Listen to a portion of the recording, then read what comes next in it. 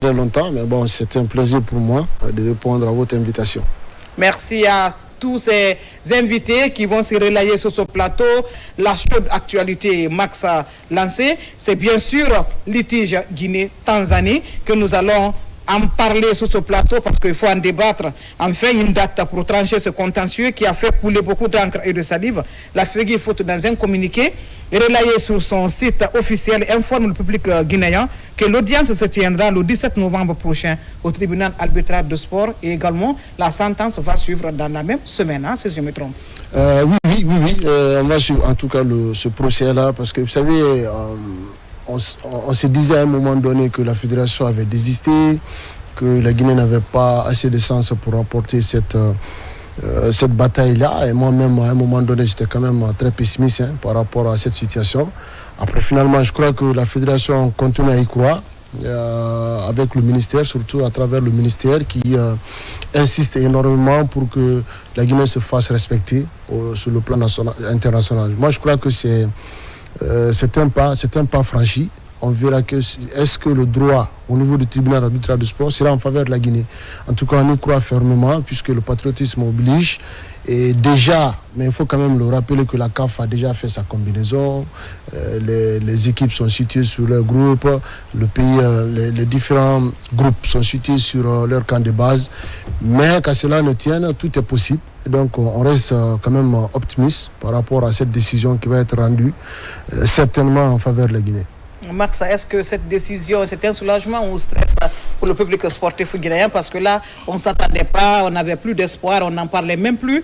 Et récemment, la presse a réveillé le dossier et finalement, on a une date pour l'audience aujourd'hui. Oui, c'est un bon réveil pour le public sportif guinéen. Déjà, il a rappelé, beaucoup étaient pessimistes, beaucoup étaient sceptiques pour vraiment voir le bout du tunnel dans cette affaire. La FEGIFOOT avait annoncé surtout le dépôt de la plainte au niveau du tribunal arbitral du sport pour cette affaire, même si la communication tardait un peu pour informer le public sportif de la situation où on était. Mais là, c'est à la dernière minute, la semaine dernière, on nous informe, cette semaine même, on nous annonce la date pour du procès. Je dirais vraiment que c'est une offre de soulagement pour ceux qui croyaient le combat mené par les responsables, les autorités du football, la FEGIFOOT et puis le ministère, parce que si vous avez des autorités aussi ambitieuses qui rêvent et qui souhaitent que le pays soit respecté partout à l'international, je crois vraiment que ça sera une victoire pour l'autorité guinéenne surtout et la Fédération guinéenne de football dans ce combat, vu le comportement et vu tout ce qui s'est passé sur le terrain. Et ce sera une façon aussi de dévaloriser ou de désavouer les décisions de la Confédération africaine de football qui perd généralement dans les procès face à quelques personnes, parce que le cas de Samuel Eto'o, la Confédération avait perdu face à Samuel Eto'o et face au Marocain également. Alors si cette situation aussi se présente, ce sera une façon aussi, la CAF se décrédibilise à nouveau face aux instances. Alors là, ça sera une bataille entre la Guinée et la Confédération africaine de basketball qui disait de football, merci, voilà. de football qui jugeait le dossier de la Guinée recevable et puis sans fond ou quoi d'autre que la CAF, sans donner des explications parce qu'il fallait juste se limiter sur la façade pour dire que non, ce n'est pas quelque chose aussi de grave. Et la CAF se contredit même dans ses propres statuts. Alors moi je pense vraiment que ça sera une façon de dire à la CAF de revoir sa façon de faire, même si cette institution a des ambitions ou a des liens qui tordent la main au pays, à la Tanzanie, pour recevoir non seulement pour la réception du dernier championnat d'Afrique des Nations, et puis sur l'éventuel CAN 2027 que la CAF prévoyait d'octroyer l'organisation à ce pays. C'est déjà octroyé. Voilà, à ces trois pays. Alors moi je pense vraiment qu'il est temps de revoir, et si la sanction doit suivre, le pays qui a violé les principes de l'institution s'expose à ce genre de situation. Voilà, aujourd'hui, oui, allez-y. Vous savez aussi, ça dépendra du dossier de la Guinée. La Guinée quand même a pris un cabinet belge qui va aller défendre les dossiers de la Guinée au niveau du tribunal arbitral de sport. Donc les arguments qui seront avancés à ce niveau permettront en tout cas à la Guinée de gagner la bataille.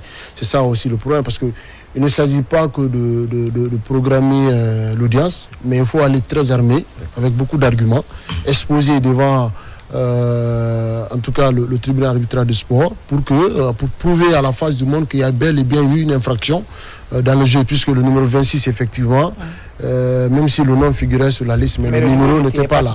Voilà, donc au tribunal, il faut être armé, parce que la Guinée va contre deux institutions, j'ai envie de dire. La Guinée va aller contre la Tanzanie et contre la Confédération africaine de football. Donc, il y aura des témoins côté tanzanien qui vont venir se défendre réellement sur ce dossier-là, et côté guinéen aussi, pareil. Donc, ce que je veux savoir, Lancé, est-ce que pour nous, qu'est-ce que les textes disent par rapport à ça? C'est ça aussi le problème. Si les textes parlent clairement, je crois qu'il n'y a pas de demi-mesure sur... Oui, vous savez, au niveau de la... Je crois que ça va être déjà un élément déclencheur pour la Confédération africaine de football, de revoir en quelque sorte ces textes-là, parce que c'est le règlement de la compétition, c'est-à-dire de la CAN, qui accompagne ces règlements aux éliminatoires. Mais sauf que quand on prend les éliminatoires, la compétition, c'est que le nom est floqué et en même temps le numéro. Et voilà, donc au niveau de la Confédération africaine, au niveau des éliminatoires, ce n'est pas une obligation. Voilà, c'est le numéro qui est affiché sur le maillot, et donc le nom n'est pas affiché. Est-ce qu'au niveau des contrôles de passeport, est-ce que le joueur a été effectivement contrôlé avec le dossard numéro 26? Tout ça, c'est des détails qu'on doit donner au niveau du tribunal arbitral de sport. Est-ce que le fichier, dès l'instant qu'on a fait la fin du match, le fichier qui a accompagné le joueur était bel et bien inscrit? Oui, il avait son nom, mais le numéro ne figurait pas. Ou le numéro 26 est venu d'où? Donc tout ça, c'est à débattre au niveau de là-bas. Comme je le disais avant, moi je me disais à un moment donné que puisque le joueur en question, ce n'est pas un joueur qu'on a inventé, c'est un joueur qui était quand même là, il faisait partie de l'effectif. Donc son nom était inscrit sur la feuille du match avec le numéro 24. Je me disais que l'infraction était quand même minime par rapport à l'intention que la Guinée avait. Mais à un moment donné, la Guinée a cru, donc aller jusqu'au bout, se faire respecter, parce que la démarche là, c'est de se faire respecter au niveau de la CAF. La première sentence qui a été rendue par la Confédération africaine de football, qui débutait la Guinée, et donc la Guinée a constaté plusieurs irrégularités. Et donc ils ont fait appel, ils sont allés aux TAS. Non seulement si on gagne contre la CAF et la Tanzanie, on va se faire rembourser par les frais arbitraires d'arbitrage, la Guinée, puisque la Guinée a quand même financé plus de 50 000 $ pour ce procès-là. Donc, à l'avocat qu'on a pris, ce cabinet-là, de constituer, justement, effectivement, voilà, donc de constituer le vrai dossier pour aller défendre le dossier guinéen, et si la Guinée gagne gain de cause, oui, on va jouer la Coupe d'Afrique des Nations. Mais sur quelle base? Parce que ce qu'il vient de dire, écoutez un peu, ça ne fait pas rire, hein, Max, parce que c'est inquiétant. Et c'est stressant, tout le monde est stressé, on a l'espoir et le stress. Aujourd'hui, on est parti au TAS, après avoir reçu deux échecs en face avec la CAF, on vient au TAS. Ça a pris trop de temps, ça a traîné. Aujourd'hui, on a une date pour l'audience. Mais quel sera le résultat? Sur quel argument on va se baser pour dire aujourd'hui on peut avoir gain de cause? Ouais, là ça dépendra de la compétence ou la compétence des avocats que nous avons, surtout le cabinet qui est reconnu pour défendre. Mais selon la fédération, c'est un cabinet est reconnu dans ce genre. Dans ce genre, oui, généralement. Quand vous partez dans ce genre, mais la Tanzanie aussi va se faire accompagner par un cabinet aussi. Tout à fait. C'est argument contre argument. Si vous parvenez quand même à placer des meilleurs arguments, vous avez des arguments, vous avez des preuves solides, dire que le joueur inscrit sur le numéro 24 et puis il joue avec le numéro 26, on sait vraiment que le football c'est le dossard. Et si vous venez dans un match... Surtout les éliminatoires, c'est le dossard, parce que le nom n'est pas inscrit. Tout à fait, le nom n'est pas inscrit. Surtout les éliminatoires. C'est le dossard. Sur ça. Oui, c'est un argument solide. C'est un argument très solide. Oui, et si c'est à la phase finale, on a le nom. Tu n'es pas obligé même du fois de regarder le numéro. Oui. Tu dis le nom du joueur. Mais les éliminatoires, c'est forcément le numéro. Bien sûr. Après, derrière, comment est-ce que cela a pu, comment on appelle, échapper au commissaire du match? Parce qu'un commissaire du match est tenu de tenir compte de tous ces facteurs avant le début du match. Un commissaire du match, il contrôle tout et après finalement... Oui, vous savez, selon nos confrères qui étaient sur place, disaient que même les commissaires n'ont pas fouillé totalement tout ce qui se passait selon les dits de quelques confrères, parce que là, après le match, même pour recevoir la plainte formulée par l'équipe guinéenne était un peu compliqué. La réserve portée du capitaine de l'entraîneur, difficilement que la CAF ou les reprises de commissaire a reçu difficilement cette plainte. Alors là, c'est une situation qui peut s'expliquer que c'était un peu orchestré avant même le coup d'envoi. Il fallait qu'un missionnaire ce soit là. Mais par rapport à cette affaire, je pense vraiment que si nous parvenons quand même à mettre en place une très bonne commission des avocats ou ce cabinet pour mieux défendre, on les explique tas par tas, et puis coincer la CAF même selon ses propres textes qui disaient que les erreurs administratives seront vraiment sanctionnées et puis qui pourraient même empêcher le pays fautif à ne pas se présenter ne pas jouer la prochaine édition. Ah bon? Alors oui, c'est dans les textes, oui. Si la sanction s'avère et que la décision tombe, et sera non seulement privé de cette édition, de l'édition auquel la Tanzanie s'est qualifiée, et la prochaine édition, même si la vision de la CAF, c'est la Tanzanie et 2 autres pays qui devraient recevoir la prochaine Coupe d'Afrique des Nations. Alors là, la CAF a du pain sous la planche pour vraiment chercher aussi à se défendre face à la Guinée pour ne pas que son potentiel client perd non seulement l'organisation et se mettre à chercher d'autres clients pour... Mais il fallait le trancher depuis le début. Non, mais vous savez, quand vous avez... Finalement, la CAF va se faire ridiculiser. À 3 fois, vous partez au match, vous tranchez et puis vous n'avez pas gain de cause. Oui, mais bien sûr, parce que là, le tribunal arbitral du sport n'a pas de parti pris dans les conditions normales, parce que c'est une juridiction indépendante qui doit dire le droit par rapport aux textes qui régissent le fonctionnement du sport en général. Maintenant, si la CAF qui a rendu la décision sait qu'elle n'a pas d'argument solide pour aller défendre son dossier auprès du tribunal du sport, forcément elle va être déboutée. Mais si elle a un argument solide pour aller défendre, contre-argument, et voilà, donc finalement on verra qui d'entre la Guinée et la CAF ou la Tanzanie a tout à fait raison. Mais c'est quand même quelque chose de très compliqué. L'unique argument où la Guinée va se baser, c'est la présence du numéro 26. Oui. Mais c'est ça. C'est là le citoyens qui se sont exprimés par rapport à ce sujet. On va les écouter avant de revenir sur ce plateau. Non, tout est possible. Hein? Parce que ballon, football, l'eau en a fait. Si la Guinée a raison, la Guinée peut qualifier. Hein? Tous les moyens sont bons. Si la Guinée a raison, personne n'est au-dessus de la loi. Football, règlement Nama, loi Sarina. Ali, Tanzanie, même si c'était tiré sur Rabaranaki. Tanzanie, Nema. Et non, mais éliminé Dédé. Quand je parle que j'ai plein d'espoir, parce que les démarches entamées, tout a été correct jusqu'à ce niveau. Nous avons accepté que la procédure soit accélérée. L'État a payé les 48 000 €, ce qui fait que la Guinée est engagée pour laver son honneur. C'est ce que j'ai aimé et c'est ce qui me donne de l'espoir. Aujourd'hui, moi je vais entendre que la Guinée est qualifiée et la Tanzanie est disqualifiée sur la base des faits. Nous n'avons rien inventé. Les règlements du football, c'est cela qui doit être appliqué et voilà le problème. Cette chose-là, ce n'est pas à faire lors d'un championnat. Maintenant, une équipe a fait ça. Pourquoi ne pas les disqualifier? Maintenant, les autres équipes maintenant passent. Tu vois un peu. Donc nous, Tanzanie a les connaît. Même la FIFA même, elle connaît déjà. Tanzanie a mal fait quoi. Ils ont mal réagi. Ce qu'on a fait là, c'est pas joli à voir quoi. C'est interdit de ne pas faire ça. Maintenant, eux, ils ont fait ça. Donc, si la fédération guinéenne peut faire quelque chose là-bas, ça va nous faire plaisir quoi. Parce que nous quand même, on ne peut pas être disqualifiés comme ça. Banalement. Malheureusement, Tanzanie nous a battus quoi.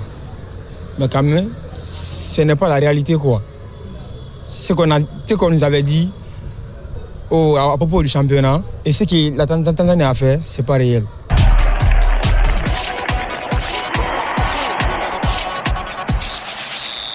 À Lens, ça murmurait également nos confrères qui étaient ce jour-là du côté de Dar Salam pour le match Tanzanie-Guinée, la dernière journée des éliminatoires de la Coupe d'Afrique des Nations 2025.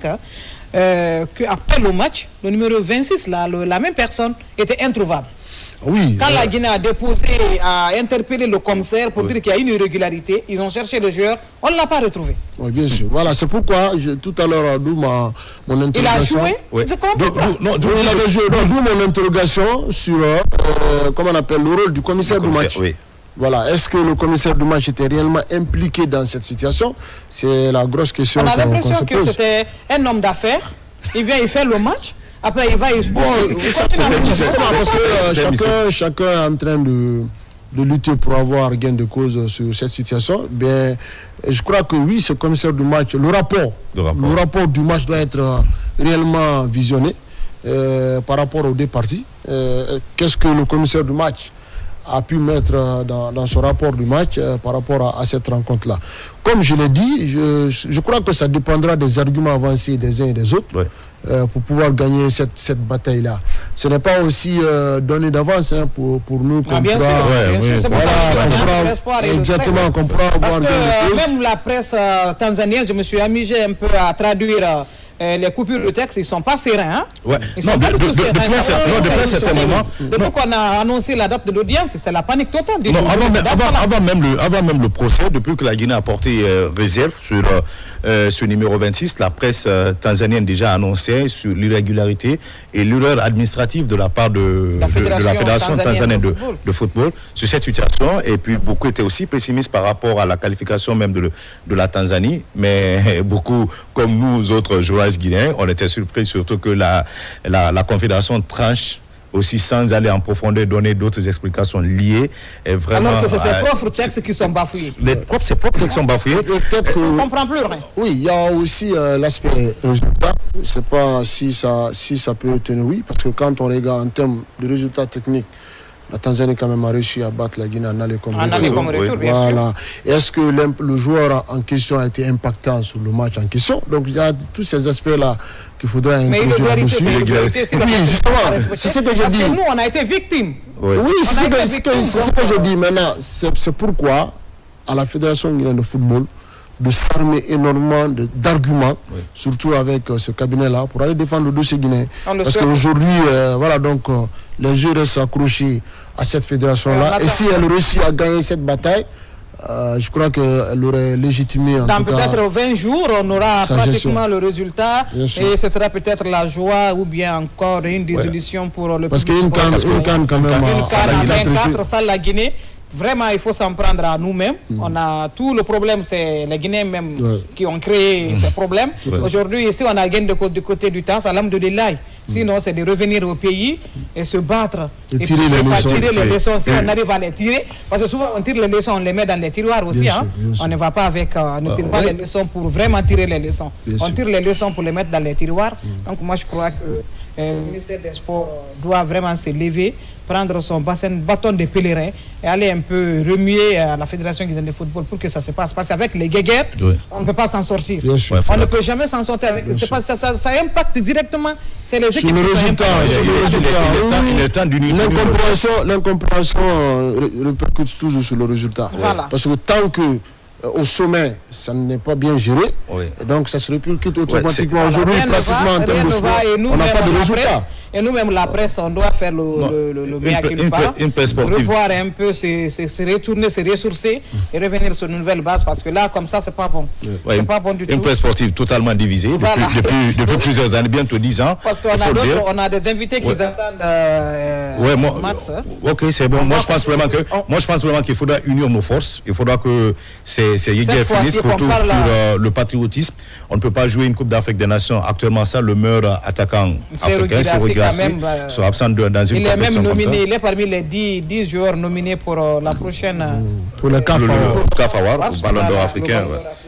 Donc s'il jouait la CAN, je crois que ça peut aussi l'aider. Même si c'est les résultats de l'année dernière qui sont récompensés. Pas cette année, c'est 2024, je crois. Bien sûr. La saison 2024 et 2025. Voilà. Donc on va continuer à prier. Espérons qu'on gagne la bataille. Même si on n'a pas gagné sur le terrain, si on gagne mais généralement, le Sénégal nous a éliminés comme ça dans les bureaux. Parce qu'on élimine le Sénégal dans les phases de poule, on se qualifie et puis c'est le Sénégal qui participe à une Coupe du Monde à la place de la Guinée. On retire nos médailles pour remettre aux Sénégalais pour aller jouer la Coupe du Monde des U16 du côté du Brésil. Et on a encaissé une sanction pour... on a même ramené les médailles. Les médailles et puis sanctionné à deux éditions. L'édition 2021-23, on n'a pas participé. On est revenu après pour les autres éditions. Je pense vraiment que là, la CAF doit être à mesure de respecter cet texte. Voilà. Nous allons rester toujours avec le football pour parler cette fois-ci des matchs retour du second tour préliminaire des compétitions interclubs de la Confédération africaine de football qui se sont joués les 24 et 25 octobre. Aucun club guinéen donc ne verra les matchs de poule lancés. Après un match nul 1-0 lors du match aller, le AFIA, notre représentant en Coupe de la Confédération africaine de football Total Energy, s'est déplacé en Algérie pour défier le CR Belouizdad. La rencontre a été programmée le vendredi dernier. Le résultat final, c'était 2-0 pour le club algérien. Finalement, le AFIA a été éliminé au deuxième tour. Bien sûr. On ne verra pas les matchs de poule. Ah oui, on ne verra pas les phases de groupe. Avec la Ligue des Champions également de la CAF, l'Oréa aussi qui prend 3 buts au match aller avec un carton rouge. Deux cartons rouges. Voilà. Donc, finalement, aucun club, cette année encore, ne verra les matchs de poule. Ah oui, c'est quand même énormément de déception, en tout cas au niveau des clubs. Parce que, tout à l'heure, on parlait globalement de l'aspect du football qui n'a pas de résultat. Et bien, nos clubs aussi sont freinés en cours de route à la porte, juste des phases de groupe. Le AFIA qui pourtant avait très bien démarré, contrairement au Real, le AFIA avait très bien démarré avec un bon contenu qui s'est procuré énormément d'occasions. C'est d'ailleurs pourquoi moi j'ai fustigé le comportement des attaquants du AFIA, qui avaient l'opportunité en tout cas de scorer. Malheureusement, ce n'a pas été le cas puisque le club a tout donné. Après finalement, par manque d'expérience, comme vous le savez souvent dans les petits détails, on s'est fait surprendre par cette équipe du CR Belouizdad. Voilà, en tout cas, c'est une déception totale, une déception. Peut-être que le Orea, il y a 2 ans, 3 ans, qui jouait les phases de groupe, mais contrairement au AFIA qui lutte toujours à intégrer ces phases de groupe-là, mais qui est chaque fois freiné quand il s'agit d'obtenir ce précieux sésame. Et voilà, aujourd'hui, le AFIA est éliminé. Dommage pour le football guinéen. Encore une fois, il faut revenir tirer les leçons, surtout au niveau de ces clubs-là. Voilà, c'est préparé pour la saison prochaine, encore une fois, essayer d'intégrer ces phases de groupe-là, parce qu'on ne fait que perdre de l'argent, non seulement en termes d'indices, on va perdre, mais aussi en termes de finances, on va aussi perdre, puisque c'est énorme. Chez nous, oui, il y a tous ces aspects-là. Regardez hier le stade là où l'Oréa a joué à Rabat. Mais vous jouez contre l'Oréa contre les forces armées. Ça, c'est l'aspect global du sport guinéen. En termes d'infrastructure, c'est pourquoi tout le temps, nous, on ne fait que dénoncer, on a quand même besoin de ça. On a besoin d'infrastructures, pas que pour le football, mais pour toutes les disciplines sportives. Oui, bien sûr. Quand on a des infrastructures, on fera forcément des résultats. Mais tant qu'on a à peine, encore une fois, toujours on continue avec ce perpétuel recommencement qu'on n'a pas d'infrastructure, je crois que le sport ne peut pas se développer. Et donc c'est la réalité encore par rapport aux AFIA. Ils sont obligés d'aller jouer dans un autre pays. Ça, c'est des saignées financières pour ces clubs-là. Après, derrière, le public n'accompagne pas. Il n'y a pas de ferveur pour l'accompagner. Imaginez si c'était au stade du 28 septembre. J'aurais parié que ces clubs-là allaient pouvoir faire quelque chose parce que le 12e homme était là. Mais ce qui a péché, du côté du Belouizdad et du côté de Rabat, le public était à fond derrière leur équipe. Voilà. Et donc ça fait qu'on a perdu. Et c'est là aussi, n'excuse pas qu'on évoque le contenu qu'a produit les équipes. Et qui parle du résultat, parle d'une très bonne politique. Et parce que nous, depuis un certain temps, il manque cette politique sportive chez nous. Parce que si vous voulez vraiment que le public accompagne, il faudra que nous ayons nos propres installations et il faudra que le 12e homme accompagne. Je me rappelle un match ici du AFIA contre l'étoile du Sahel. Ici, AFIA, malgré la forte pluie, ce qu'on a créé ce jour-là, et puis AFIA est parvenu à s'imposer à domicile, vu l'accompagnement du public ce jour-là. Alors, ces derniers temps, le AFIA et le Orea étaient vraiment nos vrais ambassadeurs pour représenter le pays dignement dans les compétitions. Mais malheureusement, au deuxième tour, ces équipes sont freinées par les clubs venant du nord de l'Afrique.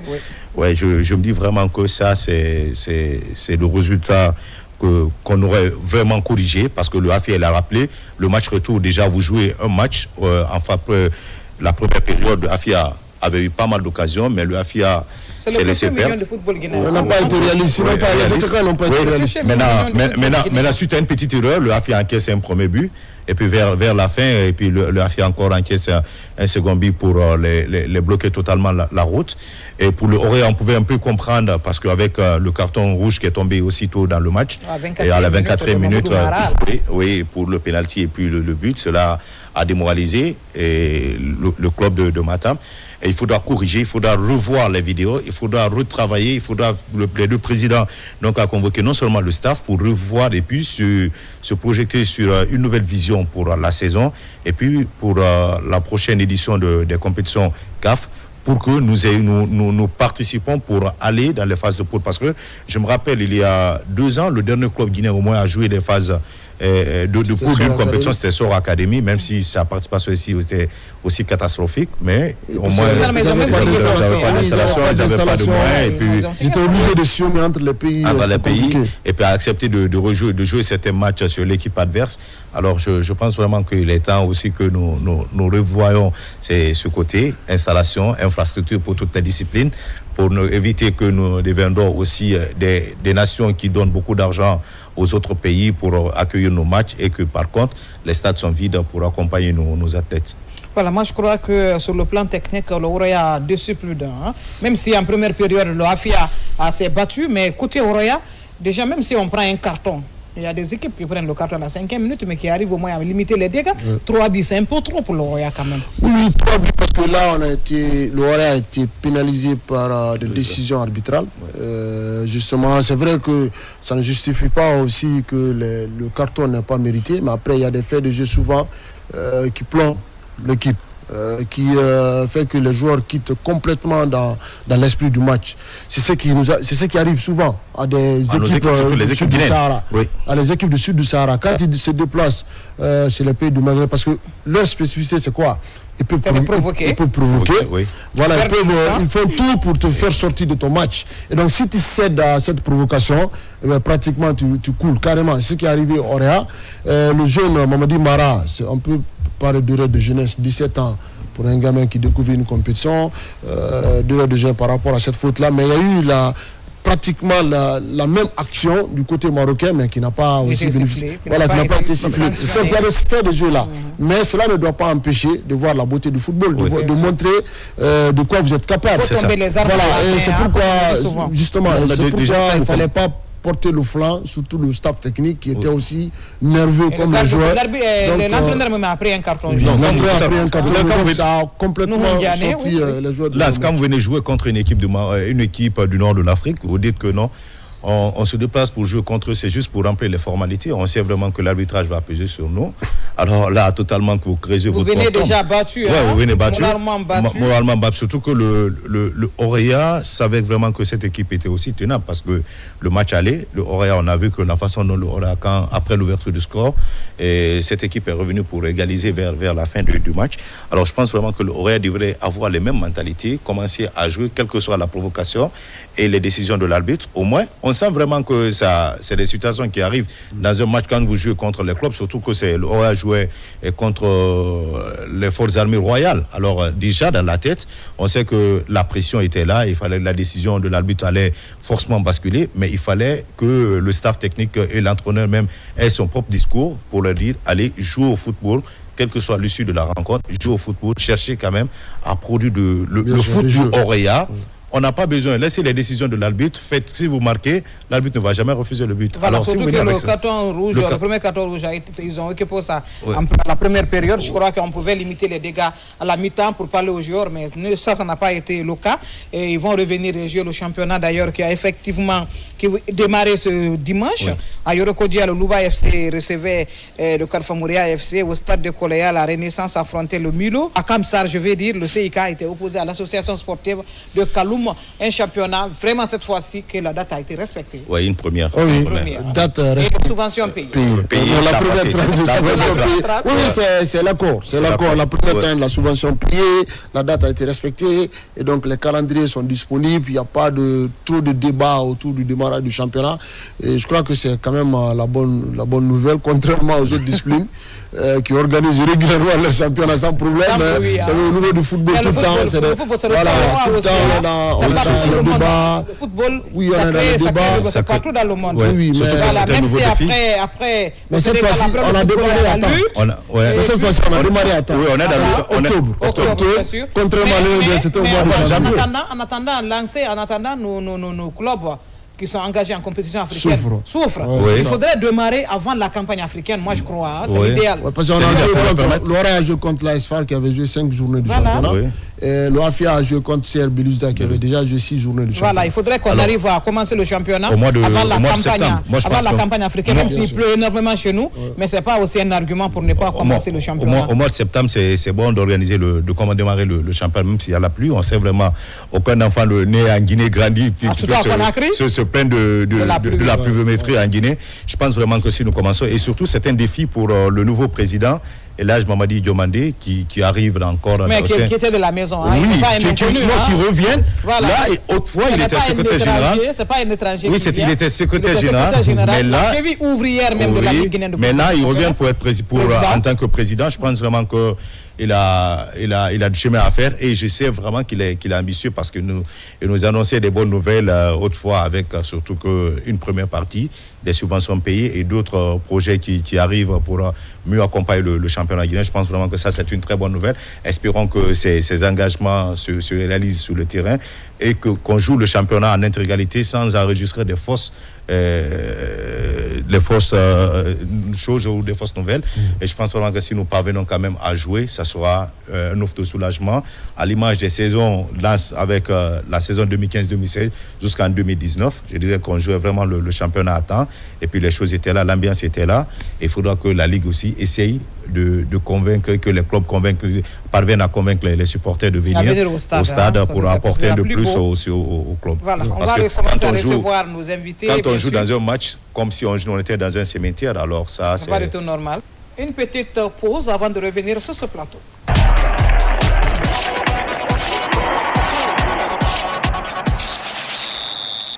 Nous recevons à présent Mamadou Ba Silla, il est le chargé à l'organisation du semi-marathon de Conakry. Donc nous allons parler de l'athlétisme, la discipline mère. Donc, M. Silla, bonsoir, même s'il n'y a pas un M. Silla. Bonsoir.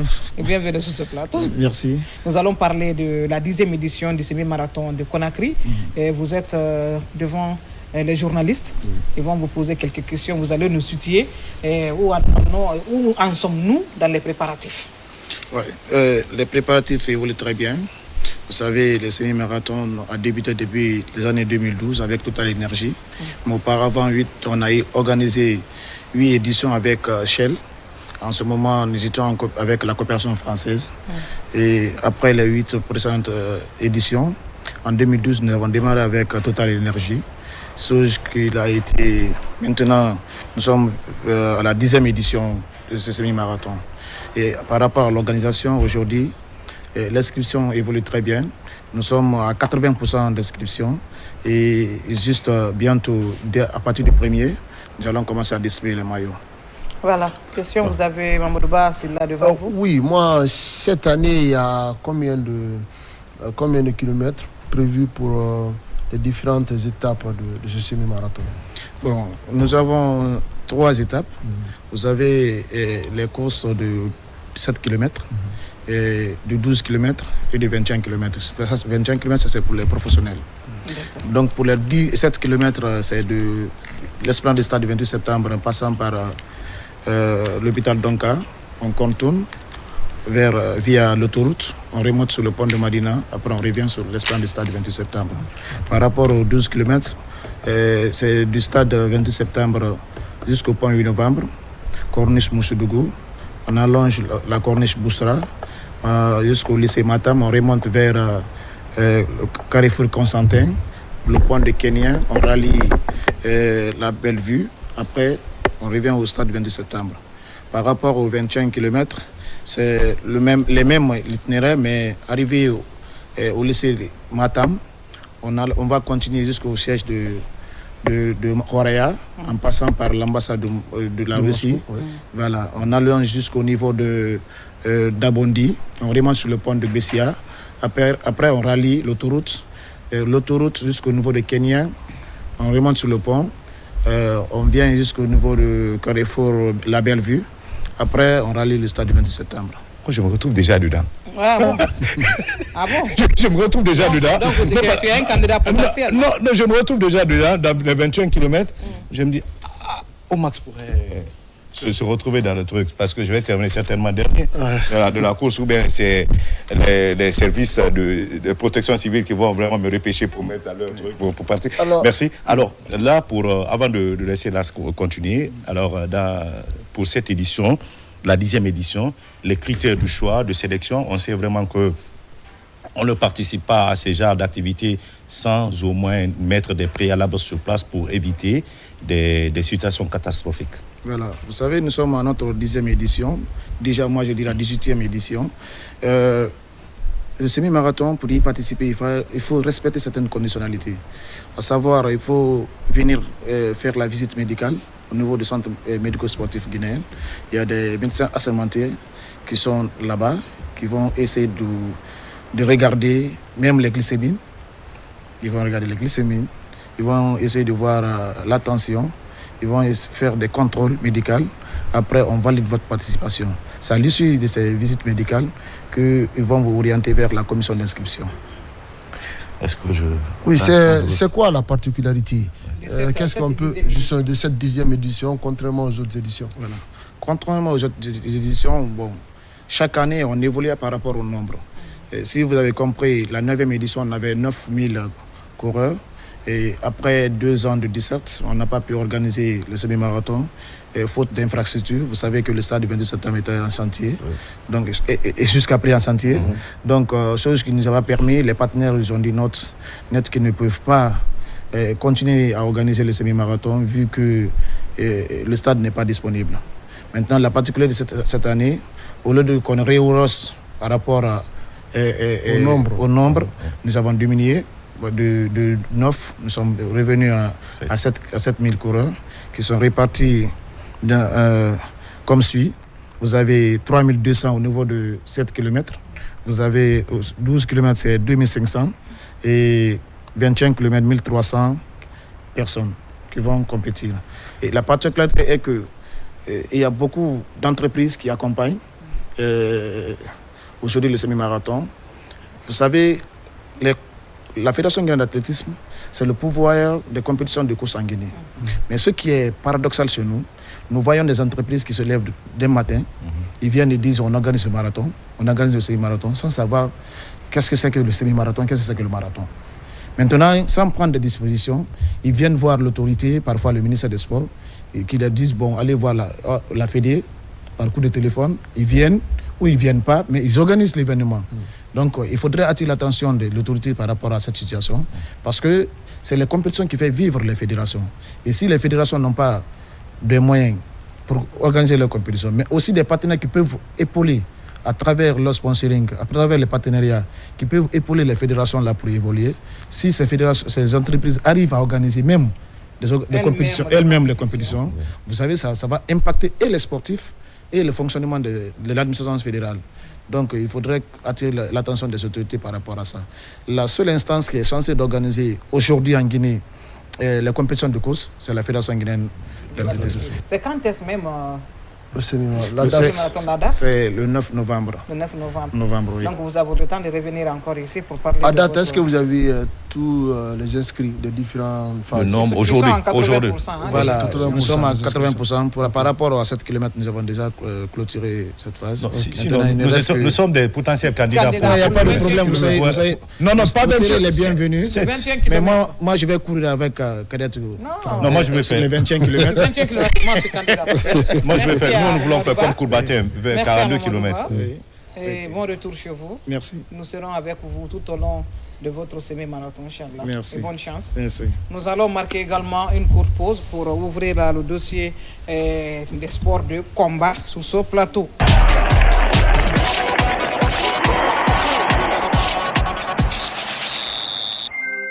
Nous recevons à présent la Fédération guinéenne de judo qui a récemment organisé son championnat national. Bonsoir Abdoulaye et bienvenue sur ce plateau.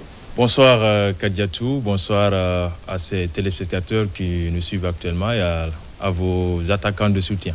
Voilà, je rappelle qu'Abdoulaye Diallo est sur ce plateau en tant que chargé de communication de la Fédération guinéenne de judo et non journaliste de la RTGA. Donc, toutes les questions susceptibles de nous édifier et d'édifier nos téléspectateurs, vous avez la latitude de les poser. Merci Abdoulaye, félicitations pour la qualité organisationnelle de ce championnat.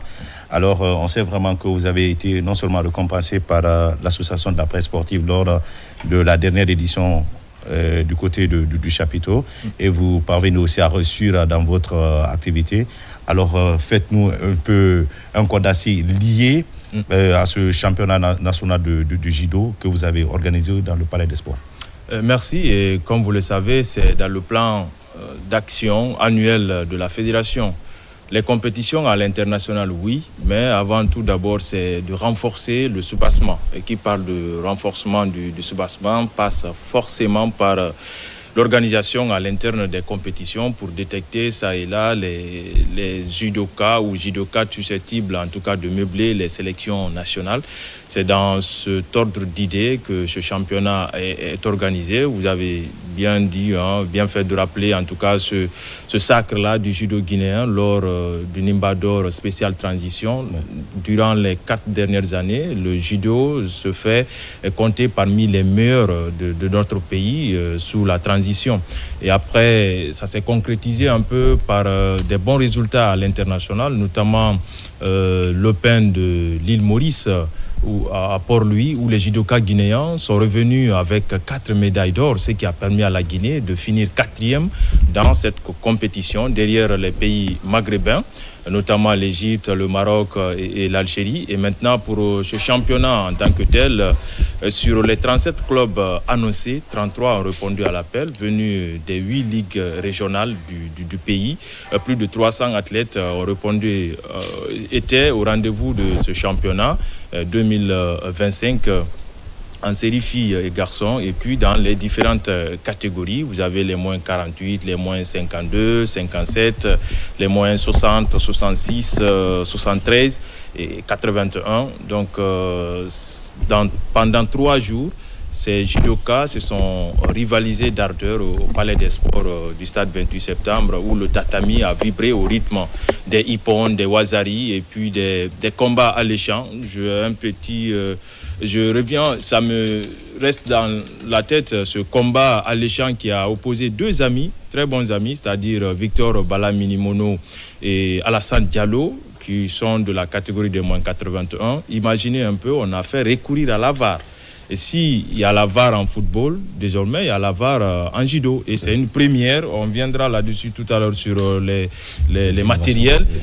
Voilà, les matériels. Là, on a fait recours à la VAR pour revenir sur l'action qui a fait que Victor a gagné dans un combat qui a tenu toutes ses promesses. Et finalement, Victor, qui appartient au club Lasfag, a finalement remporté n'est-ce pas, la médaille d'or dans la catégorie de moins 81. Mais aussi, il y a eu des révélations. Oui. Des révélations dans ce championnat. En filles, il y a Aminata Souma, moins 52 kilos, qui a marqué les esprits. Elle est championne d'Afrique de sa catégorie. Elle vient de commencer, Aminata Souma, qui a été la meilleure combattante de cette édition 2025. Mais aussi un autre combattant qui vient de Pita. Vous voyez, c'est pas qu'à le Pita, du nom de Boubacar Diallo, moins 66 kilos, qui a été le meilleur combattant dans ce championnat. Ça veut dire tout simplement qu'il y a eu des révélations, des talents qui se sont fait illustrer et qui ont été pistés par la direction technique nationale, mais aussi par l'entraîneur national Mamadou Samba Ba, qui était sur place et voilà, qui en tout cas a mis quelques noms sur son petit carnet. Éventuellement, ces noms-là ces athlètes ciblés vont appartenir désormais aux différentes sélections nationales. Oui, moi, c'est une très grande satisfaction d'ailleurs pour cette fédération guinéenne de judo. Et voilà, Diallo, après ces explications et 3 jours d'intenses travaux, quelle est la satisfaction aujourd'hui de la fédération guinéenne de judo? Donc, la satisfaction, c'est réussir l'organisation. Imaginez un peu où tu as de matériel flambant neuf, où tu as une régie mobile qui te prend 8 caméras, où tu as des écrans où on voit en direct des combats. S'il y a litige ou encore il y a insatisfaction d'un côté ou de l'autre, on revient sur les actions. On décrypte tout cela pour une question de transparence. Dire que oui, tel a gagné, c'est par mérite, c'est par ses propres efforts, c'est pas de la tricherie ni rien. Et aussi, les arbitres ont été outillés à la veille de la compétition. C'est-à-dire le 21, il y a eu un séminaire de formation, de renforcement de capacité des arbitres et entraîneurs.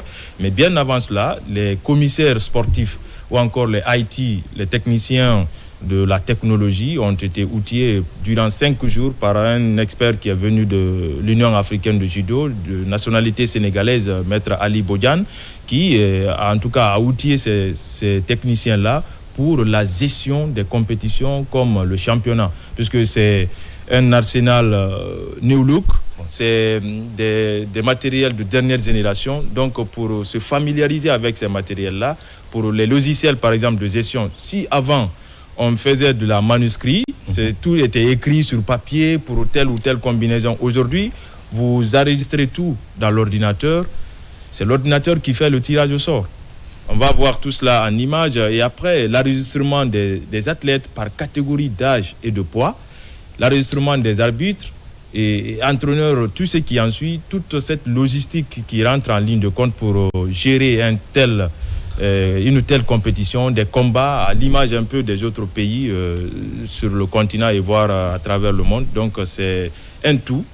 Pour parler de la satisfaction, c'est un peu cela. Voilà, moi je veux savoir, la dotation de votre matériel, là, c'est la Confédération qui vous a donné, c'est l'État guinéen qui a acheté ou bien c'est la Fédération elle-même qui a acheté? Vous savez, parce la Fédération... parle d'équipement lourd, ça devient cher. Oui, c'est excessivement cher, mais après, la FIS en judo, la Fédération internationale des judo, c'est comme un peu la FIFA en football. Et donc si vous faites la demande, la FIS est réciproque de cette demande. C'est un projet bancable. Et aujourd'hui, la Guinée, à maintes reprises, participe à des compétitions, que ce soit l'Open, le Grand Prix, et surtout en Europe, où il y avait des athlètes guinéens, des judokas guinéens qui sont en France. Donc s'il y a des compétitions à l'étranger, par exemple en Europe, eux, ils partent pour représenter la Guinée. Tout récemment, à Lima, au Pérou, Sadou a remporté une médaille de bronze au nom de la Guinée. Donc la Guinée participe souvent à des compétitions à l'international. Donc on s'est dit pourquoi ne pas accueillir le monde en Guinée. Donc à travers l'Open par exemple qui est projeté en 2026, l'Open de Conakry, c'est un projet, il faut oser rêver. Et aujourd'hui le ministère est saisi. Et donc c'est partant de ce souhait-là d'organiser l'Open de Conakry que la fédération a fait la demande d'acquisition de matériel. Une grande compétition. Oui, une question simplement pour... ça sera la dernière pour moi. Je sais vraiment Abdoulaye est fort en récit. C'est un journaliste que nous avons en face. Alors, Abdoulaye, on sait vraiment que 3 jours, bon, pour certaines personnes, c'est le temps un peu pour vraiment découvrir le talent de plusieurs athlètes. Alors, est-ce qu'il est prévu au moins très prochainement de faire en une semaine de compétition, même si vous allez parler des charges? Et puis, secondo, en termes du sacre, quelle est l'équipe qui a terminé? Est-ce que également... ces 3 questions en une. Est-ce que cette fois-ci, il y a eu la partition des garnisons militaires? Parce que généralement, c'est quand on parle de sport de combat, généralement, on fait allusion aux garnisons militaires. Est-ce qu'il y a eu la participation de ceci? Et en termes de ça, quelle est l'équipe qui a été couronnée cette année championne de Guinée? Voilà, pour parler du timing, le nombre de jours, même à l'international, le judo a sa spécificité aussi. Vous savez, chaque discipline a ses particularités. Donc le judo ne déroge pas à la règle. Les combats durent au maxi 4 minutes. 4 minutes, 3 minutes chrono, le combat est fini. Par exemple, si les deux athlètes, les deux combattants n'arrivent pas à se départager, ce qu'on appelle le golden score, c'est-à-dire la prolongation en football ou le money time en basket, il y a ça, au moins 1 minute, 2 minutes pour départager. Même au basket, il y a la prolongation de 5 minutes. Et effectivement, donc c'est un peu cela. Et en judo, c'est le golden score, au cas où les deux combattants n'arrivent pas à se départager. Maintenant, pour le timing, les 3 jours sont largement suffisants, j'allais dire, et ce n'est pas mauvais en soi. C'est pas parce qu'on n'a pas la capacité, c'est-à-dire en termes de moyens, élargir à 1 semaine, 2 semaines. en un seul combat, on peut détecter un judoka qui a du talent. J'aborde la deuxième question pour dire qu'en série filles, il y a Komandaya qui termine la compétition comme l'équipe championne de cette édition. Et puis Fria vient à la deuxième place et vous avez le club de Mamou qui est classé troisième. Vous savez, Fria, c'était la pépinière de sport guinéen. Effectivement, et ça continue de belle, puisque moi, honnêtement, en tant qu'observateur et un peu proche de cette fédération, il y a une combattante de Fria du nom de Balia Conté qui m'a émerveillé. Balia Conté, c'est une autre pépite à suivre de près. Elle a vraiment des combats assez remarquables. Elle a vraiment marqué les esprits lors de cette compétition. Maintenant, chez les garçons, pour parler de des garnisons militaires, il y a l'ASFAG. L'ASFAG se succède à elle-même. L'ASFAG où tu as un Victor Bala Minimono, moins 81 kg, où tu as Djibril Keita.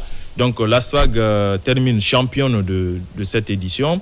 Et puis vous avez Kaloum Judo Club, Fria revient encore chez les garçons, troisième. Et puis troisième ex-aequo, puisqu'il y a deux équipes qui ont reçu des médailles de bronze. Vous avez l'équipe de Cancan qui termine aussi sur le podium comme deuxième équipe à recevoir la médaille de bronze.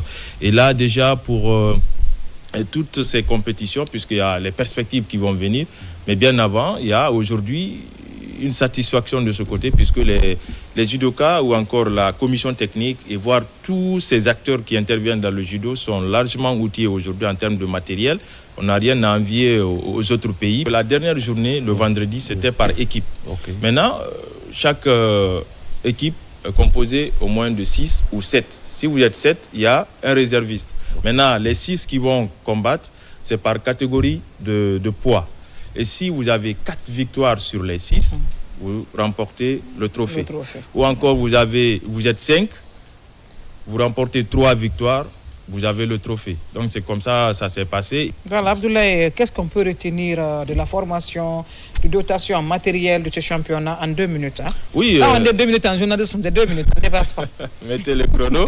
Et c'est pour dire qu'aujourd'hui, les techniciens guinéens sont outillés, puisque pour la formation avant cette compétition, 5 jours durant, le technicien de l'UAJ, Ali Bodian, il y avait une dizaine, au nombre de précisément 14, dont 5 dames qui ont été outillées en IT et puis commissaire sportif pour la gestion des compétitions telles que le championnat et autres.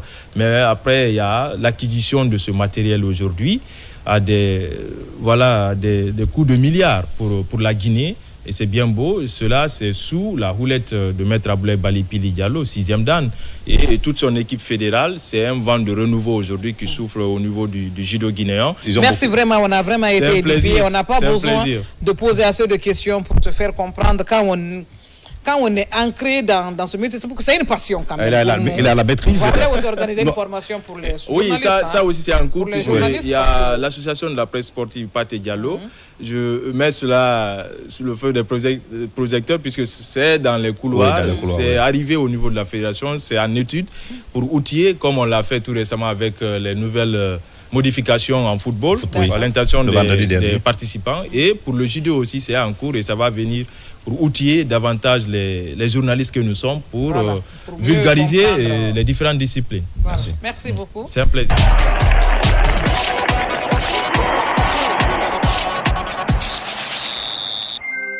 Nous recevons M. Bobo Sow, il est secrétaire général de la Fédération guinéenne de lutte, donc c'est le sport de combat qui continue. Après le judo, c'est la lutte. M. Bobo, nous vous recevons sur ce plateau. Bonsoir et bienvenue. Bonsoir madame. Bonsoir à tout le monde. Bonsoir M. Bobo. Voilà, il y a un expert iranien qui séjourne actuellement à Conakry pour venir former les arbitres et les athlètes. C'est grâce à la coopération entre votre fédération et l'ambassade de l'Iran en Guinée. Et ce n'est pas une première fois. Chaque fois, l'Iran est là pour vous assister. Quel est votre secret? Et vous savez que presque le sport de combat, c'est les pays asiatiques qui sont meilleurs au niveau mondial. Et vu le rapport, ancien rapport entre la Guinée et l'Iran, et connaissant aussi les résultats au niveau international aux Jeux Olympiques, l'Iran a toujours occupé la première place. Si vous regardez sur l'Internet, au championnat du monde, aux Jeux Olympiques, aux Jeux islamiques, l'Iran a toujours occupé la première place en lutte libre et en lutte gréco-romaine. On a fait le partenariat, on a signé, il a réalisé, il a amené l'expert, il est là, c'est le deuxième expert qui vient. L'autre Massoud est parti, c'est un nouveau Massoud qui est venu. Lui, actuellement, c'est un ambassadeur. Il est là pour 6 mois pour la formation des athlètes, les entraîneurs et les arbitres. Le matin, il travaille avec l'équipe militaire et les seniors, voilà, l'équipe féminine. Le soir, il travaille avec les enfants, parce que les enfants vont à l'école. Mais tout le mardi, mercredi et vendredi soir, il travaille avec les enfants. Le matin, il travaille avec les seniors, l'équipe A et l'équipe B. Voilà. Vous avez une question? Module. Oui, c'est les thèmes qui sont développés. C'est la formation technique, tactique, c'est-à-dire qu'ils forment les sportifs pour des compétitions au niveau international. Les anciens sportifs, on les initie, ils les forment en tant qu'entraîneurs. Mais les autres, en tant qu'arbitres. Voilà, et sur le plan administratif aussi, il a fait beaucoup de propositions avec la conversion. Il faut reconvertir les anciens pour qu'ils deviennent les arbitres, les entraîneurs, parce que ça manque beaucoup aussi à nos athlètes. Quand ils finissent, quand ils quittent, ils sont plus en activité, ils restent derrière pour critiquer. Alors que tu peux apporter, même si tu n'es plus athlète, tu peux venir en tant qu'encadreur, tu peux créer ton propre club, tu peux venir en tant que dirigeant, en tant qu'entraîneur, en tant qu'arbitre. Oui, moi, ma question, c'est surtout au niveau des perspectives. Parce que vous avez rappelé cette collaboration, justement, avec l'ambassade. Est-ce que dans les perspectives à venir, qu'est-ce que vous avez assigné avec vos partenaires pour que, dans un futur proche, la lutte continue encore à émerveiller? Ok, comme nous avons fait le partenariat avec M. l'ambassadeur, il est venu, c'est pour ça qu'on a l'autre fois invité M. le ministre. Il a accepté de venir faire 2 heures avec nous. Il a discuté avec M. l'ambassadeur. Donc, après le monsieur, le partenaire va continuer. Ils ont promis même de prendre certains lutteurs, une dizaine, d'amener en Iran pour une formation. Troisième chose, l'aspect matériel. J'ai entendu mon ami Abla de judo, les appareils, la nouvelle technologie maintenant, et ça aussi. C'est sur notre, le fait de partenariat. Et monsieur l'ambassadeur, je le remercie très sincèrement parce qu'il est ouvert. C'est un vrai sportif. Le ministre, vous vous êtes entretenu avec le ministre durant des heures, vous avez parlé 2 heures. Est-ce qu'il est ouvert voilà, donc, par rapport à cette... J'ai dit au fond du cœur, c'est un monsieur, au début j'avais suivi à la RTZ, plan d'action pour le sport scolaire et militaire, j'avais apprécié. On a tenté plusieurs fois de le rencontrer, même certains membres l'avaient été frustrés. Mais lorsque le venu l'a vu, le temps qu'il a, depuis, je dis, en 85, je fréquente au ministère du Sport. Après le colonel Bagou Joumaningui, qui est sur une propre guérison, le monsieur là a une pension pour le sport de combat. Pourquoi je le dis? Je ne dis pas qu'il va le mettre. J'ai vu lorsque Sambo a organisé, le temps qu'il est venu rester. J'ai vu lorsque Boxe a organisé, j'ai vu le judo, il est venu, il a fait plus de 2 heures. Il nous a écoutés, il a dit à monsieur l'ambassadeur, j'ai compris. Mais la parole est l'acte fondeux, vraiment on l'apprécie. Parce que même avec le judo, c'est lui-même qui avait insisté pour que l'ambassadeur d'Iran vienne au judo. Avec la coopération avec l'ambassadeur du Japon, c'est-à-dire il va avoir les autres ambassadeurs aussi pour que le sport de combat marche. Ça, j'ai apprécié. Pour moi, il est très simple. À 2 mois de la fin de l'année, est-ce qu'une activité est prévue, hormis cette formation que vous avez en point de mire? Est-ce que vous avez d'autres activités prévues? Parce que généralement, cette semaine, c'est la semaine culturelle du côté de Bandjar. Est-ce qu'il y a une activité aussi qui est prévue à l'intérieur du pays pour clôturer l'année en beauté avec les lutteurs guinéens? Ok, merci pour cette question, parce que je prépare le championnat national de coupe au mois de décembre, de 3 au 10. Les dossiers sont déjà déposés au ministère. Monsieur le ministre même a vu, nous a dit l'autre fois, monsieur l'ambassadeur, que la lutte va organiser bientôt. Actuellement, le dossier trouve à la comptabilité. C'est monsieur Fandira Kondé. Tout est déjà là. D'aller organiser le championnat au mois de décembre ici. Ça, c'est personnel pour la fédération. Les perfects pour Badjar, chaque année, ils nous invitent. Mais ça nous crée 2 fois parce que la fédération guinéenne d'athlètes vient attirer l'attention. La fédération guinéenne relève le ministère du Sport. Ne relève pas le ministère de la Culture.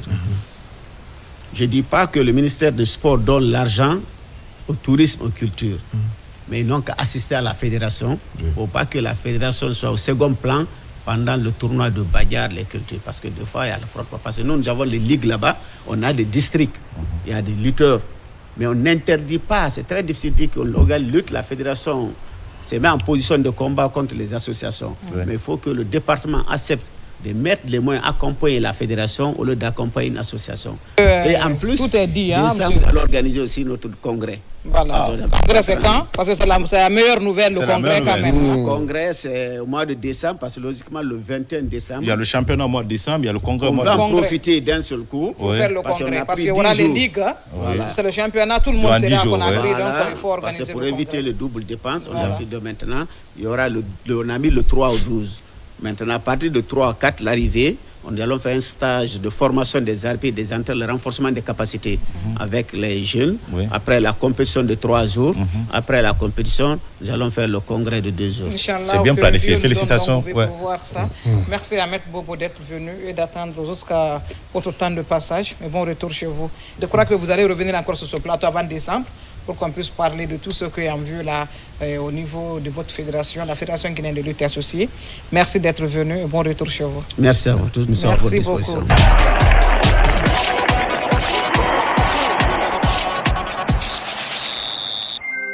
Nous allons recevoir à présent le basketball, monsieur Mamadi Konaté. Il est l'entraîneur du club Fireball. Je l'ai bien prononcé. Fireball, voilà.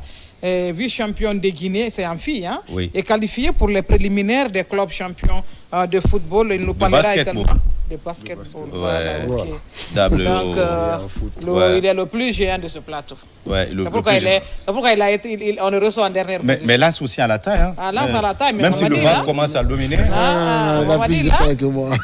Il a bien fait d'être Mamadi, c'est un bon pivot. Bonsoir Mamadi et bienvenue sur ce plateau. Bonsoir Kadi.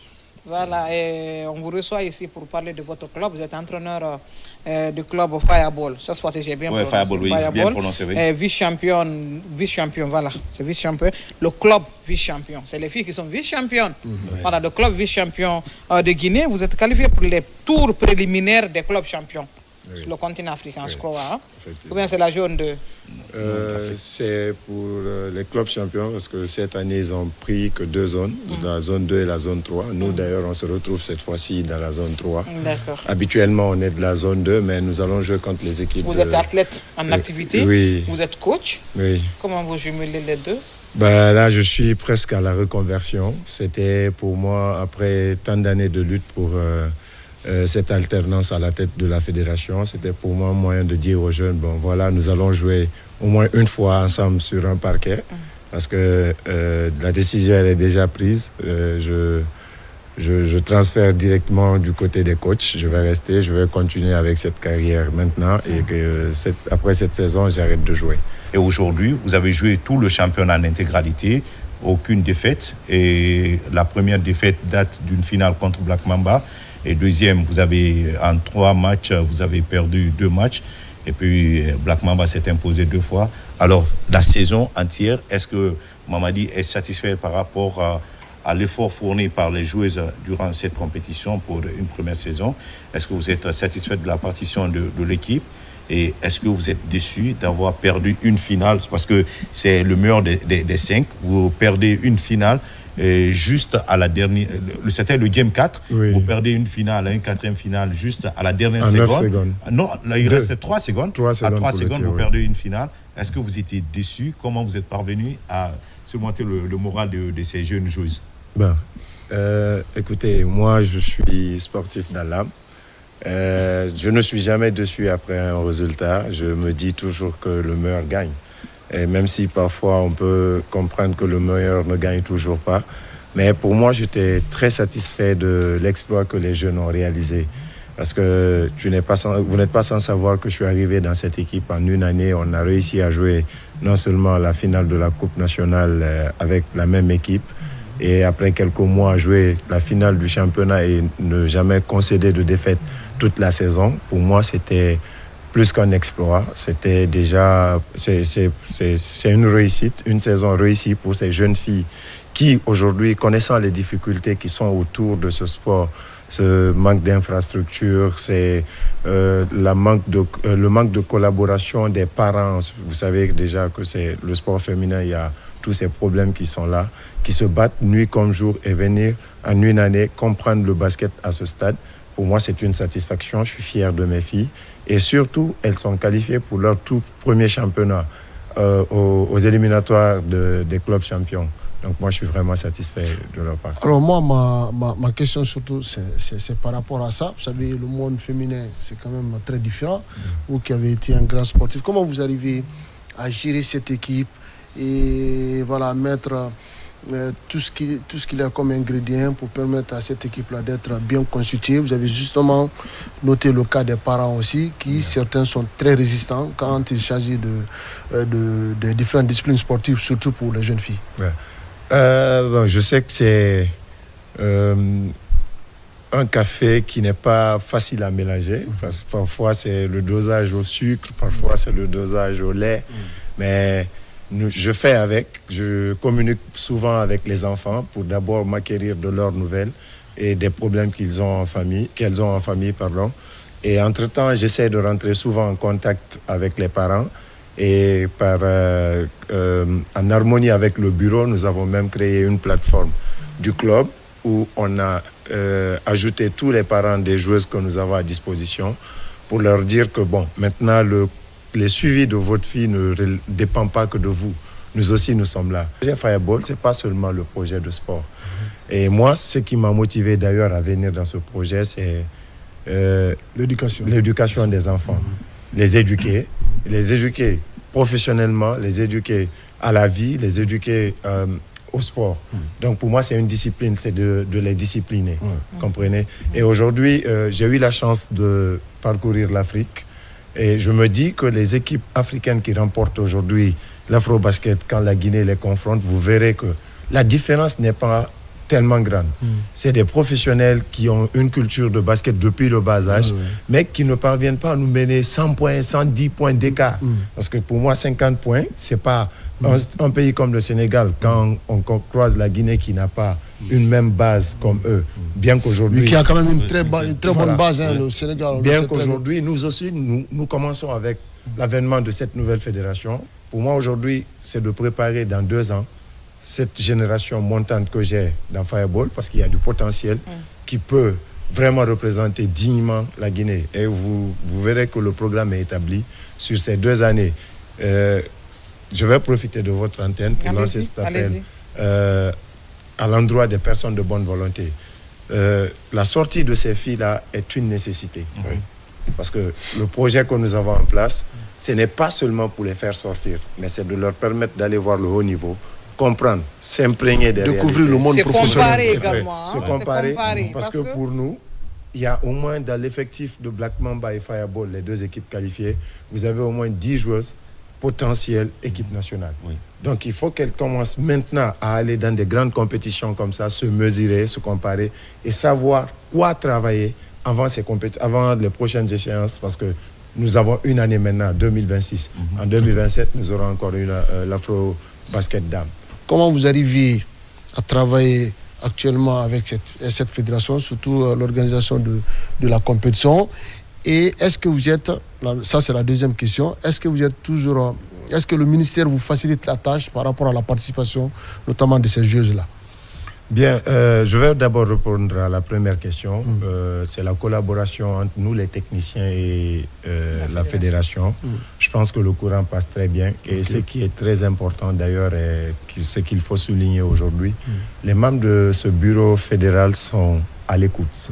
Ils sont à l'écoute et ils ne prennent rien à la légère. C'est ce que nous demandions depuis des années.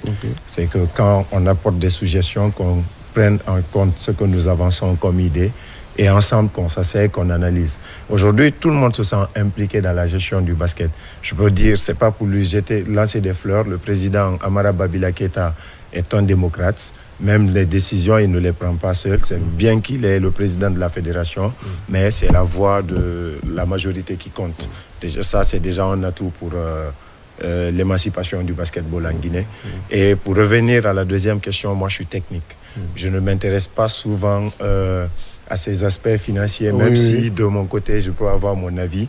Mais je ne m'intéresse pas beaucoup, mais je sais quand même que de part et d'autre, chacun essaye de faire de son mieux pour pouvoir satisfaire les besoins de la jeunesse, parce que cette question revient à la jeunesse sportive de Guinée. Les charges sont énormes. Pour un club qui n'a pratiquement rien, si le ministère ne nous aide pas, nous ne pourrons pas nous en sortir. Surtout qu'on représente la Guinée. Hein. Justement, pour aller représenter c'est comme le Afia et l'Oréal. Si vous prenez aujourd'hui le cahier de charge, il nous est demandé $35 000 pour pouvoir participer, les frais de voyage, les frais d'hôtel et tout. C'est $35 000. Je ne sais pas où je vais avoir. C'est environ 340 millions. Le prix pour les licences. Les licences et tout. Pour les joueurs locaux, c'est $50 pour vous. $50, oui. Oui, pour les joueurs étrangers. Les joueurs étrangères, c'est $70 par joueuse. Là, ça demande l'assistance. C'est votre caméra, vous avez 1 minute. OK. Vous avez un message à lancer. C'est votre caméra, vous fixez cette caméra. J'ai un seul message à dire à l'endroit des personnes de bonne volonté, à tout bon Guinéen, que nous sommes dans un projet qui concerne le bien du sport guinéen, le basketball, et surtout l'avenir des jeunes filles que nous encadrons aujourd'hui. Nous sommes confrontés à une situation financière un peu compliquée, c'est de mobiliser des fonds pour pouvoir participer aux préliminaires des clubs champions au Cap-Vert. Et le cahier de charge nous coûte déjà $35 000. Et je pense qu'avec la contribution de tous, nous pouvons réaliser ce rêve, et j'espère que vous pouvez nous assister selon vos moyens. Merci. Voilà, en tout cas, nous, la presse, vous pouvez compter sur nous. Mais merci d'être sur ce plateau. Merci et beaucoup. Nous n'allons pas terminer notre émission Max lancée sans parler du doyen Boubacar Kanté. Il a rendu la moyenne le 24 octobre 1997. C'était un doyen du microsportif guinéen. Donc, sur ce plateau une légende. Une légende, voilà. Il a été même reconnu comme meilleur journaliste sportif africain lors de des centenaires de la CAF. Il a été primé. Donc, nous allons lui rendre hommage avant de quitter ce plateau. Il a rendu, c'était le vendredi dernier, c'était l'anniversaire. Comme nous, aujourd'hui, on a une émission. On est jeunes, mais on a entendu parler de lui. Moi, personnellement, je ne l'ai pas vu. Pas du tout. Je ne l'ai pas côtoyé. Quand il décédait, j'étais encore au collège. Et je n'étais même pas arrivé à Conakry. Donc, on lui rend un vibrant hommage quand même. Hein. Oui, c'est la deuxième fois certainement pour moi de le rendre hommage sur bien ce sûr, plateau. l'autre fois, nous étions ensemble. Et là, un grand monsieur, par le passé, on nous rappelle toujours de l'œuvre de l'homme.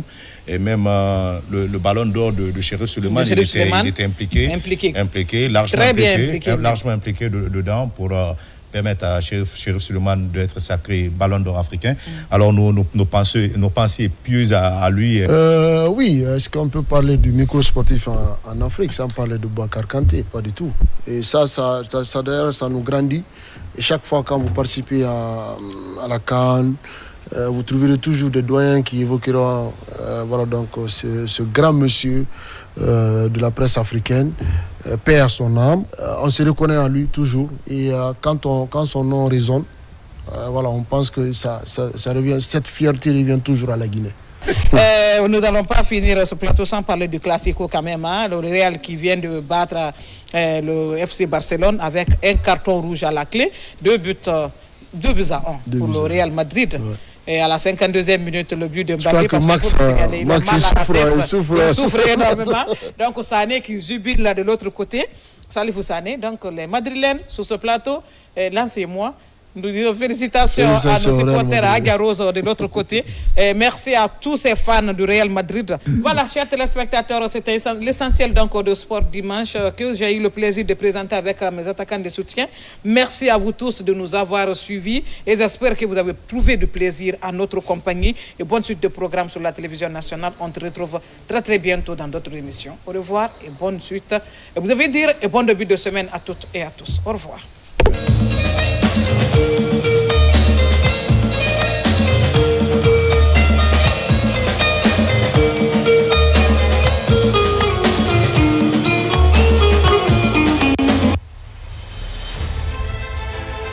Il y a des moments qui marquent une nation.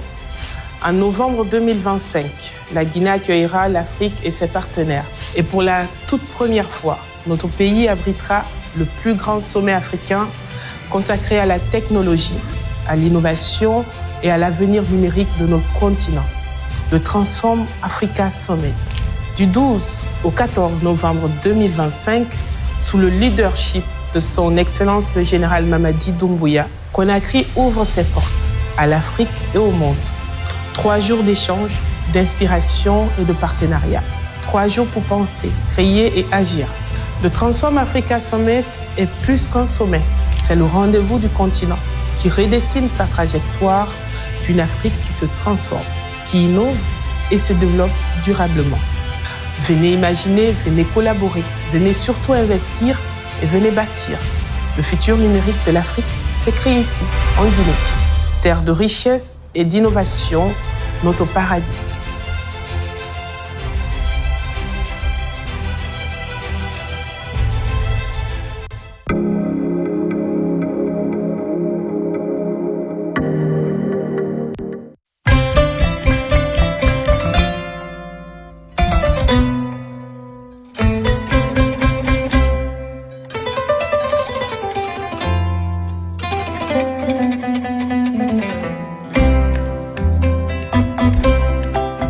Bonsoir tonton. Bonsoir jeune fille, ça va? Ça va. S'il vous plaît tonton, veuillez accepter de monter sur le pont au lieu de traverser l'autoroute. Car traverser l'autoroute est très dangereux pour votre sécurité. Le pont est fait pour les piétons comme l'autoroute est faite pour les engins roulants. Ah mon Dieu. Merci beaucoup ma jeune fille. Merci de m'avoir donné ce conseil. Je te promets prochainement, je ne vais jamais traverser l'autoroute. Je vous en prie.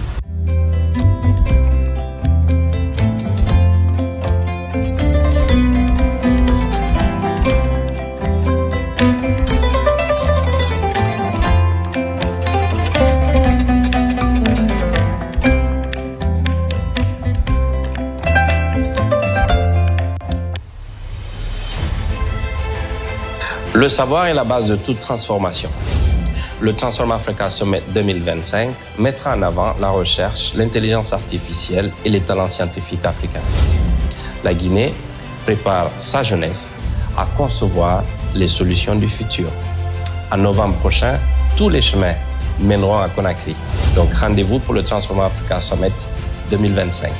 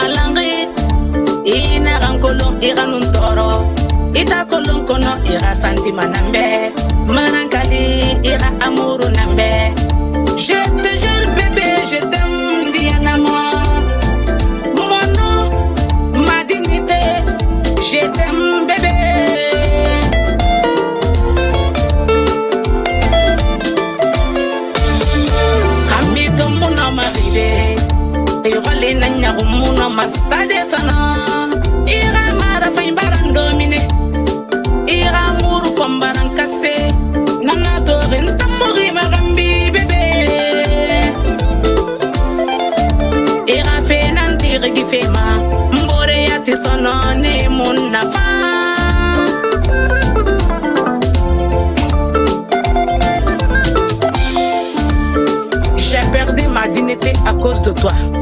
Je n'ai plus d'espoir à vivre. Suis-moi bébé, je ne suis pas folle.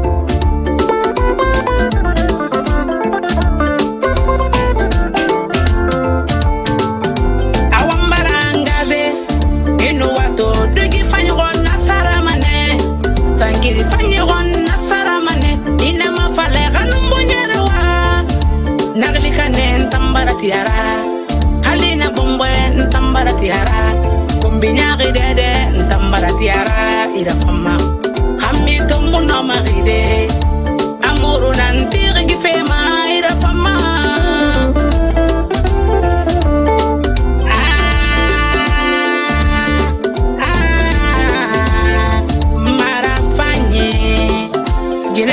Malamane obore so beng beng beng. On a me calculé. Ntamo na firera me ma fe.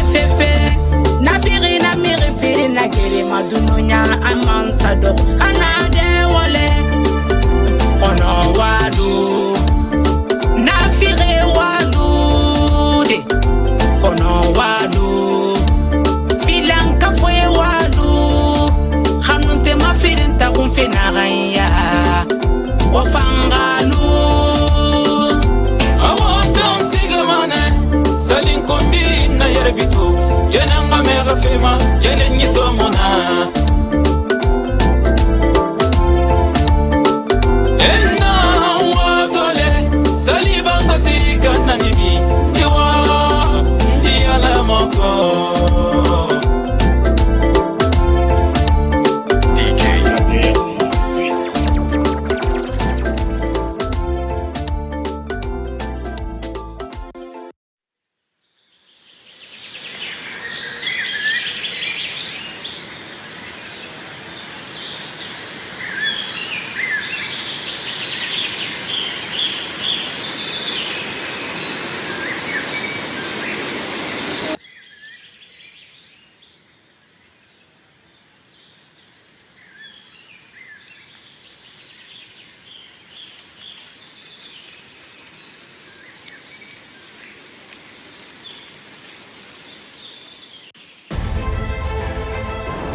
Nos ressources humaines demeurent aujourd'hui notre plus grande richesse. C'est pourquoi développer notre capital humain reste une priorité nationale. La formation technique et professionnelle dans les métiers du numérique à travers Simandou Academy est une réponse adéquate pour une main-d'œuvre compétitive et qualifiée. Retrouvons-nous à Conakry du 12 au 14 novembre 2025 pour une expérience enrichissante et inoubliable au Transform Africa Summit qui aura pour thème cette année l'intelligence artificielle pour l'Afrique. À très bientôt.